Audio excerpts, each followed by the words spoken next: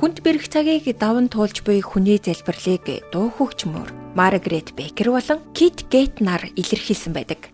Энэхүү дууны үгэнд Есүсээ салхи шуурган дундаас намайг өөр рүүгээ дуудаач. Та намайг энэ замд дуудсан учраас би дуулууртай дагна. Эцэж цуцалтгүйгээр. Бидний амьдралд бэрхшээл зовлон тулгарх нь Бурхан үүгээр дамжуулж ямар нэг зүйлийг ойлгуулах гэж байна гэдгийг бид мэддэг. Гэхдээ үүнийг толгой мэдлэг төдий мэдэх нь амьдралын шуурган дунд итгэлээр үйлдэл хийхэд хүргэж чадахгүй.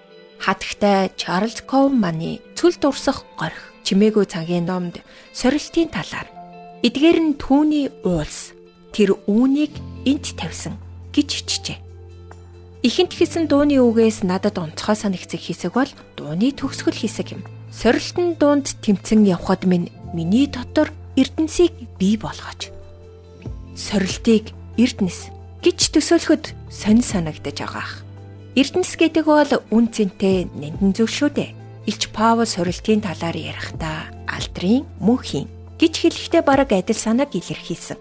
Тэрээр тиймээс бид зүрх алддаггүй. Учир нь агшин төдий ялахгүй зовлон нь бидэнд алдрын мөнхийн жинг үлэм жаривжуулж байна гэж бичсэн байдаг. Сорилт бэрхшээл дунд бий болдог эрдэнсийн нэг бол төвчээр юм. Яков номд ах トゥ нар минь элдвийн сорилтод орохдоо үүнийг бүрэн баяр хөөр гэж хэвз.